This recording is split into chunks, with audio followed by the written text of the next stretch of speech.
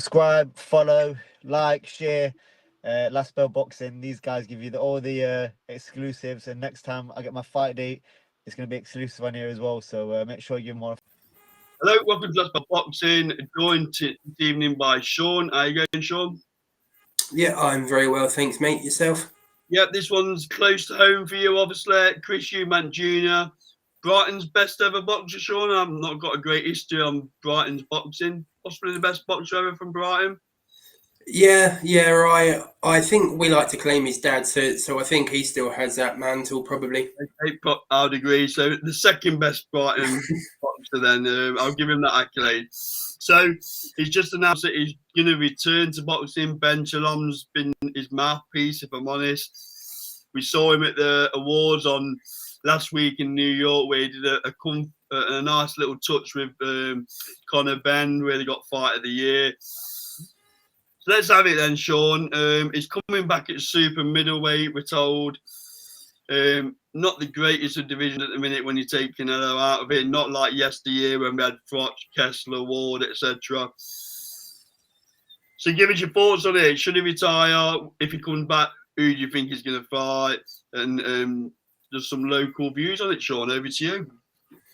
Yeah, I think, well, obviously he is going to come back. He said that he looked quite well, I thought. Obviously, there's been reported illnesses and problems, what he's had previously. So good to see that he looks as well as he did. I reckon they'll probably try and manoeuvre him to get a vacant world title somewhere, just because of the landscape now with Crawford vacating. Yeah. It's not going to be too hard for him to fight someone for a world title. Maybe, I mean, I'm only surmising here, but we've seen today that the WBO has fallen through for Hamza Shiraz at the moment. So he's looking for an opponent. He's already stated that he wants to fight Chris Eubank Jr. So perhaps we could see that over here. I mean, it's an awful fight for Eubank, don't get me wrong. But it's a decent name for Hamza Shiraz, and he'll obviously get the world title bet out of it as well. Can boxer land Chris Eubank Jr. the big fights? We keep hearing about this DAZN now being on board. We keep hearing about the paywall, the pay-per-view that they've got coming on Boxer. Do you think Boxer can deliver the large fights for Eubank Jr.? No. It's a simple answer. They've obviously not got the budget on the BBC, so that's a non-starter. Oh, I know they're talking about bringing out their pay-per-view model, but let's see what happens there. I mean, there's an in-house fight for him to make. I doubt it would do anything for Eubank, but why not put him in with Callum Simpson? I mean, they're both coming off. Yeah, they're both coming off losses, aren't they? I mean, doesn't do anything for... Well, certainly doesn't do anything for Eubank Jr., but be a decent fight for Callum Simpson, I guess. Yeah, or even Troy Williamson, I guess, who won it. But his options are really limited, aren't they? Unless he's got a bit of dough, the promoter's got a bit of dough that we don't know about. Because he's obviously coming back for a world title, but he does like to put the pound note, don't he? It's all about the pound note for Eubank Jr., which I don't necessarily disagree with. But he's got to be careful with his what he talks about. He talks about Canelo. He talks about the big names. And to this day, he's never been in with anyone of that ilk, has he? What's his best win? Is it DeGale? A spent DeGale? Yeah, or I think he beat Arthur Abraham as well at one point, didn't he? He was about 1 foot in retirement as well there, wasn't he? Both DeGale and Arthur Abraham. Got beat to Groves, got beat to Callum Smith, got beat to Billy Joe Saunders. So I think when people look back on his career, Sean, I'm not sure what they're going to say. Yeah. I mean, he'll obviously claim that he's a 2-time world champion, and I guess he is. But yeah, he's been in the big fights. He's earned eye-watering amount of money. Yeah. I mean, not that he didn't have any before he started boxing, but yeah, that's just truly exemplified now. I mean, and another potential I could see, and I don't know how realistic it will be because, again, with Boxer, but he's obviously always wanted the Canelo fight, hasn't he? I mean, Canelo potentially he's going to be going on a bit of a world tour next year. I've seen almost like a farewell tour, if you will. Yeah. I could see that potentially then happening, but obviously Chris Eubank Jr. would need to bring something to the table more than just his name currently.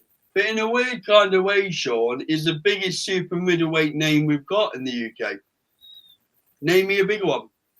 Yeah, and I think that says a lot about the state of boxing in Britain in general, to be honest, really.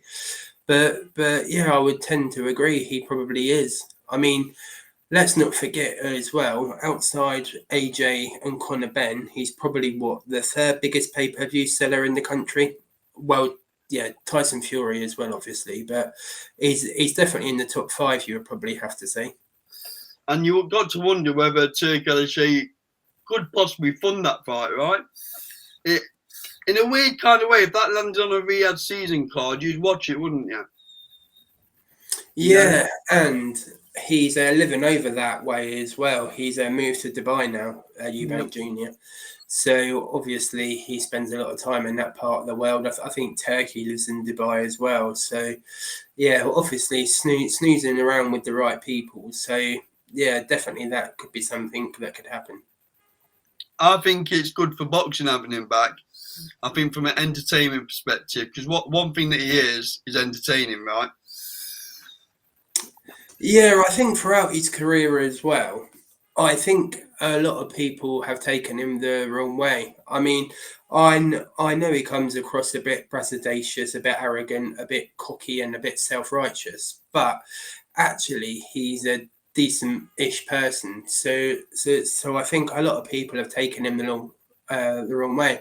And I think since the Conor Benn fights as well, since he showed a more human side to him, obviously with his dad and then announcing he's going to be a father as well, I think people's actually seen that he's a half decent bloke, really.